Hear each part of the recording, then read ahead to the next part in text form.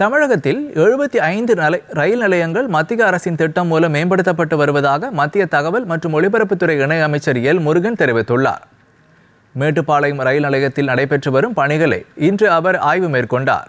பின்னர் செய்தியாளர்களிடம் பேசிய அமைச்சர் எல் முருகன், மத்திய அரசின் அம்ரித் பாரத் திட்டத்தின் கீழ் தமிழகத்தில் 75 ரயில் நிலையங்கள் மேம்படுத்தப்பட்டு வருவதாக தெரிவித்தார்.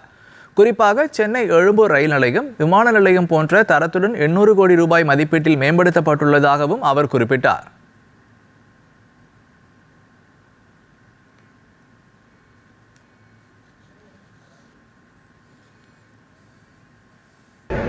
ரயில்வேல ஒரு வரலாற்றில் இதுவரையிலும் இல்லாத அளவுக்கு அதிகமான வேலைகள் நடந்து கொண்டிருக்கிறது. மாண்புமிகு பிரதமர் திரு நரேந்திர மோடிஜி அவர்களுடைய உத்தரவு, மரியாதைக்குரிய திரு அஸ்வின் வைஷ்ணவ்ஜி அவர்கள் ரயில்வே துறை அமைச்சரனுடைய முயற்சியால் இன்றைக்கு தமிழகத்தில் ரயில் நிலையங்கள் கிட்டத்தட்ட 75 ரயில் நிலையங்கள் அம்ரித் பாரத் திட்டத்தின் கீழே இதே மாதிரி ரயில் நிலையங்களை மேட்டுப்பாளையத்தில் பார்த்துட்டு மாதிரி ரயில் நிலையங்களை மேம்படுத்தப்பட்டிருக்கிறது.